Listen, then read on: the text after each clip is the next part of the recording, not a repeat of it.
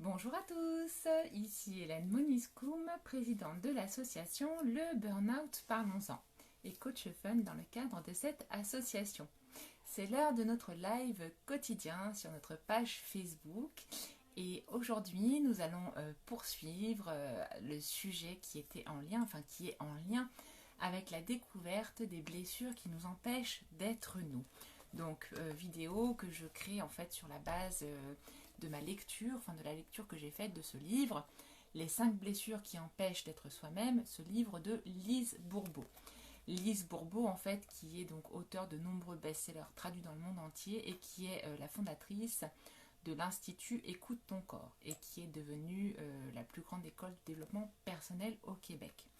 Donc Lise en fait a écrit ce livre sur la base de recherches qu'elle a pu faire sur le développement personnel, mais bien évidemment aussi sur la base des observations qu'elle a pu faire du coup tout au long de ses accompagnements en coaching qu'elle a réalisés avec ses différents coachés.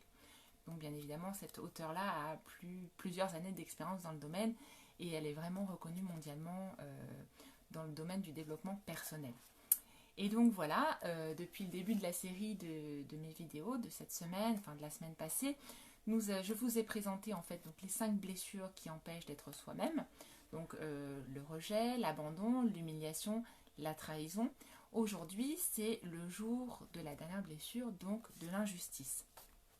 Pour vous rappeler, en fait, chacune de ces blessures se mettent en place, se créent, si vous voulez, pendant notre enfance, à différents moments de notre enfance, entre la conception jusqu'à près 5 ou 6 ans, jusqu'à notre 5e ou notre 6e année. Ces blessures se mettent en place suite à nos interactions avec nos parents, que ce soit notre mère, notre père, et en fonction bien évidemment de leur comportement vis-à-vis de nous, de leur façon de s'exprimer et de leur façon d'agir vis-à-vis de nous. Et pourquoi? Parce qu'en fait, nous, enfants, on a tendance à être nous-mêmes, tels que l'on est, sans filtre, sans aucune... voilà, tout simplement, en étant nous. Au fur et à mesure, on se rend compte que parfois, en étant nous-mêmes, on va créer chez l'autre des réactions. Donc, on va voir surgir de la douleur face au fait qu'on prenne conscience, ou même inconsciemment, qu'on se rende compte que nos parents réagissent par rapport à notre comportement. Donc ça, c'est la deuxième étape. La troisième étape, suite à après s'être rendu compte finalement, même de façon inconsciente, j'entends, que en étant nous-mêmes, on peut souffrir parce qu'on est on est en désaccord, on va dire, avec notre parent ou nos parents. Du coup, on va être en phase rebelle, on va vouloir être en crise, on va vouloir s'exprimer malgré tout. Et la dernière étape, c'est ce que je vais dire, c'est la résignation. Et c'est du coup, on part du principe que quoi qu'il arrive, en fait, si je suis moi, je vais forcément faire souffrir les autres. Et donc, j'adopte des comportements pour me protéger et des masques associés. Donc, c'est vraiment ce processus-là que nous décrit Lise dans son livre, qui se met en place de façon complètement inconsciente pendant notre enfance et qui du coup va perdurer tout au long de notre vie à chaque fois qu'une situation ou une personne nous fait réagir et vient réactiver une de nos blessures.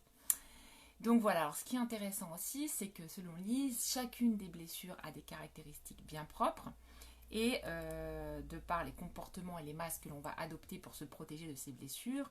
Et derrière ce qu'elle décrit aussi, c'est qu'en fait elle s'est rendue compte au fur et à mesure de ses observations et de ses coachings que les personnes auraient tendance à avoir une morphologie au niveau corporel type, on va dire, en fonction des blessures que l'on porte. Alors bien évidemment, je vous le montrerai tout à l'heure pour le cadre de la blessure de l'injustice.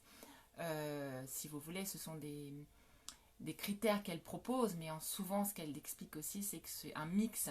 La morphologie de notre corps est souvent un mix des morphologies des différentes corps en lien avec les souffrances, bien évidemment en fonction des souffrances que l'on porte. Donc aujourd'hui, nous allons aborder, comme je vous l'ai dit, la blessure de l'injustice. Alors, la blessure de l'injustice, elle apparaît, elle se met en place entre l'âge de 4 à 6 ans. D'accord? Et elle se met en place suite à des interactions avec les parents du même sexe. C'est-à-dire si vous êtes une fille avec votre mère, si vous êtes un garçon avec votre père. D'accord? Et alors, la naissance de l'injustice est vraiment du coup en lien avec les souffrances que l'on a vécues pendant cette période de l'enfance. Et on souffre en fait de la froideur et de l'insensibilité de ce parent, donc notre mère si on est une fille, et de notre père si l'on est un garçon. On a souvent l'impression à ce moment-là, même de façon inconsciente, que notre père ou notre mère joue un rôle de parent sévère et autoritaire. Et donc du coup, l'enfant a le sentiment de ne pas pouvoir s'affirmer et de ne pas pouvoir s'exprimer. Et donc souvent, il trouve cela injuste, même s'il ne le sait pas. C'est bien sûr de façon complètement inconsciente. Hein. Et donc du coup, il se sent également freiné dans son développement individuel. Alors ensuite, en termes de comportement, puisque forcément, comme je l'ai dit, pour chacune des blessures, on va avoir tendance à adopter des comportements de protection qui sont bien évidemment mis en place de façon complètement inconsciente. La personne qui porte la blessure de l'injustice va avoir tendance à avoir envie de vivre dans un monde parfait. Il va aussi avoir du coup tendance à se couper de sa sensibilité et va jouer un espèce de rôle où il va sembler être très très souvent et très optimiste et même lorsque malheureusement les choses ne vont pas bien, il fait semblant en fait. Hein. Et en fait, il ne respecte pas ses propres limites. La personne qui porte la blessure de l'injustice ne respecte pas ses propres limites. Il est bien évidemment très très exigeant face à lui-même ou face à elle-même. Donc effectivement, la personne qui porte donc ce masque qui est ni plus ni moins que le masque du rigide est effectivement une personne qui va avoir tendance à être très perfectionniste, qui va avoir tendance à se débrouiller seule et à ne jamais demander d'aide et qui va être tout le temps dans l'action. Dans l'action, dans l'action, dans l'action, dans l'action. Et donc du coup, pourquoi ? Parce que quand on est en action, on ne prend pas forcément toujours le temps de réfléchir et de se poser des questions concernant le bien-être ou le mal-être dans lequel on peut vivre. Et alors ce qui est assez fou, c'est que la principale crainte en fait de la personne qui porte le masque de l'injustice est en lien avec la froideur. Alors qu'il se considère souvent comme une personne chaleureuse, en fait, la personne qui porte ce masque du rigide est souvent perçue comme une personne très très froide qui justement n'est pas chaleureuse. Donc en fait, en ayant peur de cette froideur, la personne qui porte la blessure de l'injustice et donc le masque du rigide finit finalement par incarner cette froideur, ce qui est assez contradictoire finalement. Et en termes de ressentiment, du coup, cette personne peut avoir tendance à être en colère justement par rapport à ce qu'elle aurait subi étant enfant, par rapport à ce manque justement de flexibilité face à son parent, ce surplus d'autoritarisme et de sévérité qui fait que la personne est devenue aussi exigeante et perfectionniste. Alors bien évidemment, comme je vous l'ai dit, chacune de ces blessures a des pistes pour s'améliorer.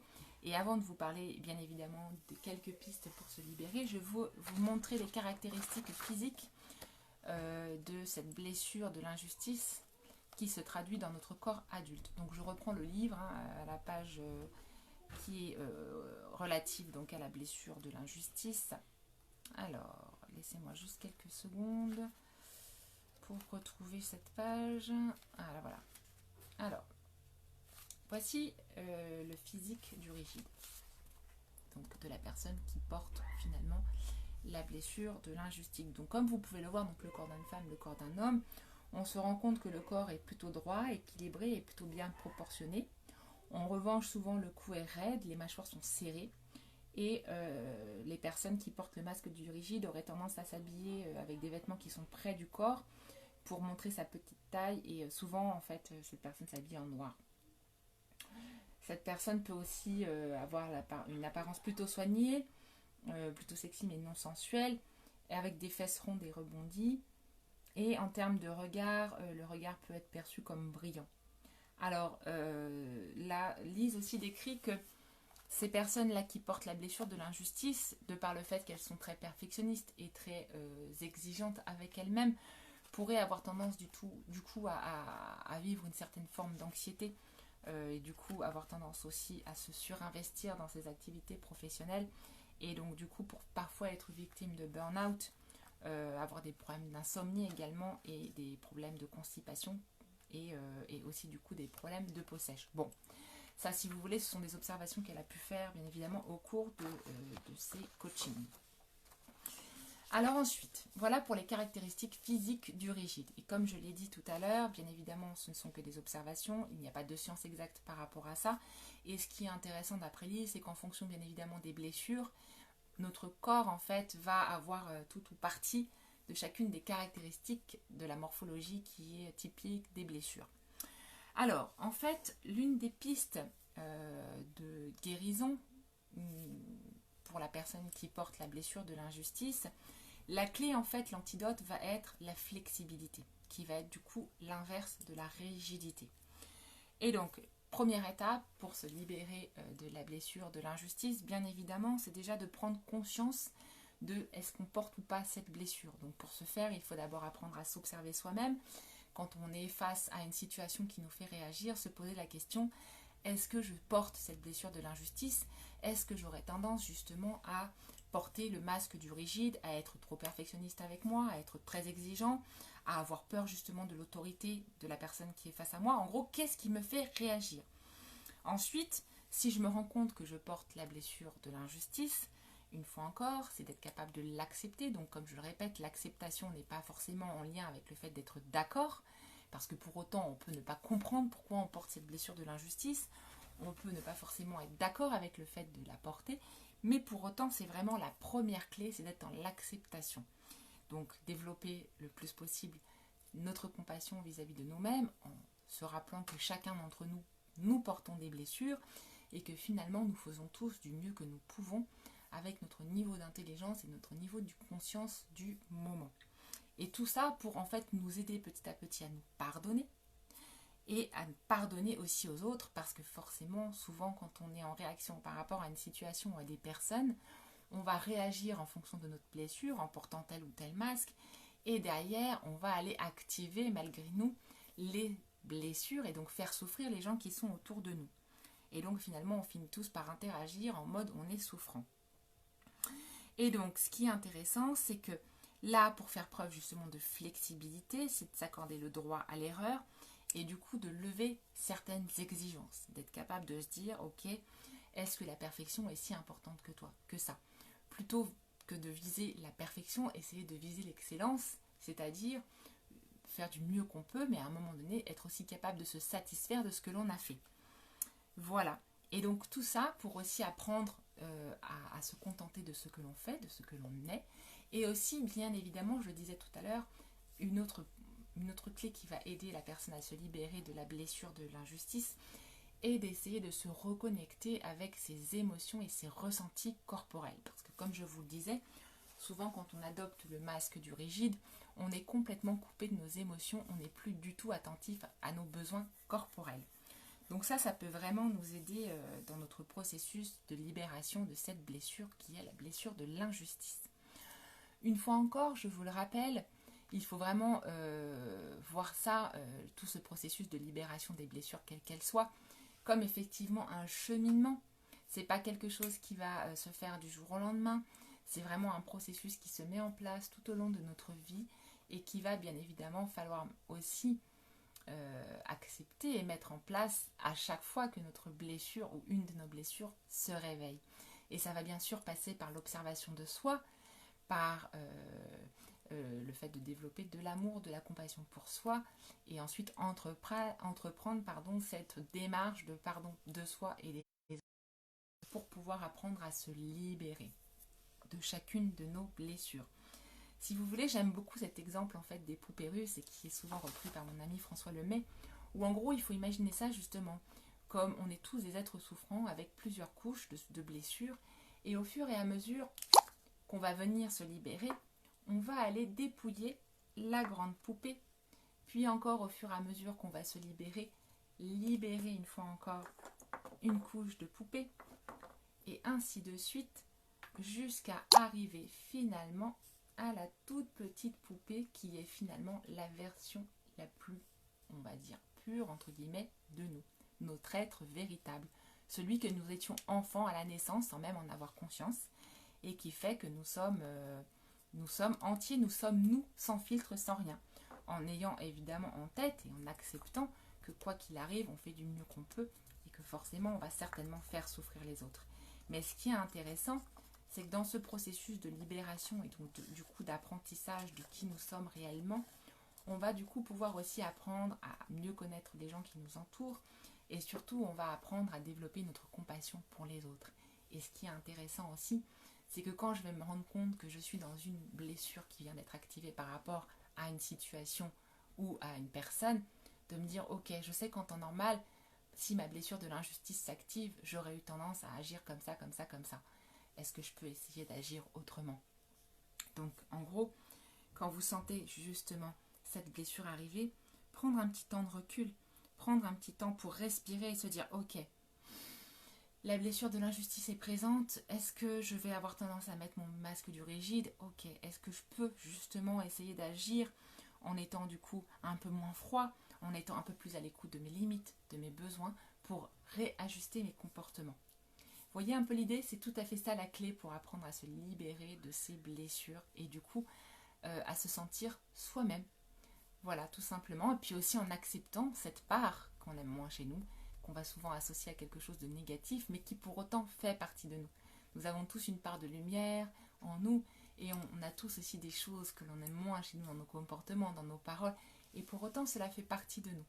Mais c'est aussi en étant dans l'acceptation de cette part d'ombre, on va dire, de nous, qu'on va pouvoir cheminer, se découvrir et du coup au fur et à mesure se libérer pour devenir cet être lumineux que nous sommes tous à l'intérieur de nous.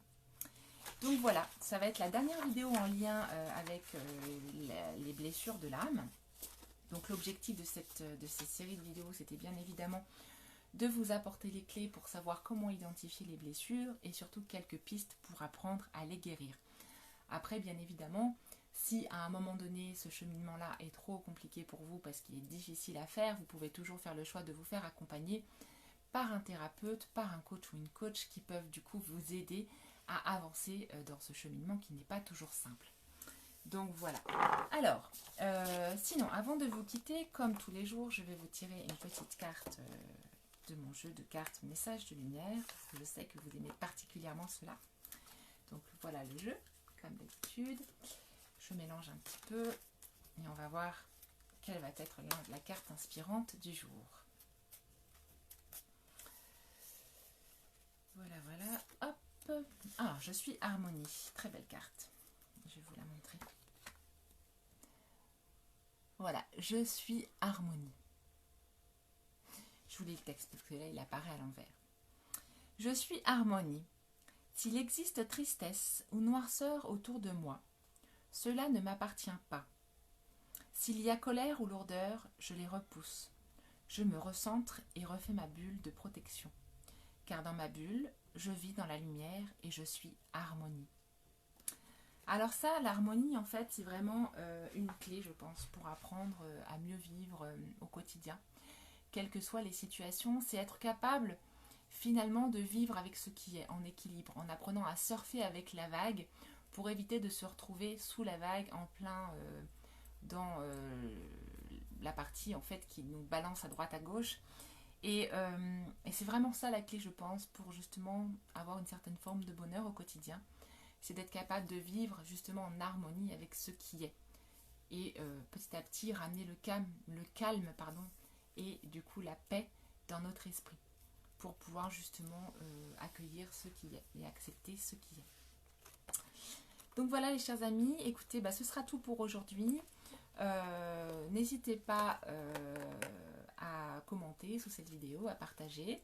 Je tenais également à vous dire que les séances, parce que chaque semaine j'offre 2 séances de coaching à 2 personnes différentes. Donc cette semaine les séances sont prises. En revanche, il me reste de la place pour la semaine prochaine. Donc si vous êtes intéressé, n'hésitez pas à me contacter en message perso pour réserver votre créneau horaire de coaching, donc coaching gratuit. Et pour rappel également, nous allons du coup organiser un nouveau groupe de parole atelier coaching donc la semaine prochaine, donc le vendredi 8 mai. Et ça aura lieu certainement à 18h, entre 18h et 20h. Donc une fois encore, c'est gratuit, c'est ouvert à tous. Bien évidemment, ce groupe de parole atelier coaching aura lieu en ligne via un lien de réunion Zoom. Je vous mettrai tous les détails grâce à un événement que j'aurai créé sur Facebook dans les jours qui viennent. Voilà, n'hésitez pas à me recontacter si vous avez des questions. N'hésitez pas aussi à me partager ce que vous ressentez suite à la découverte des différentes blessures de l'âme, si vous vous interrogez, si vous avez des questions, n'hésitez pas donc à me contacter. Je vous embrasse, prenez soin de vous. Merci à ceux et celles qui ont été présents et qui ont écouté ma vidéo aujourd'hui et je vous donne rendez-vous demain. Merci à tous, bonne journée, bye bye.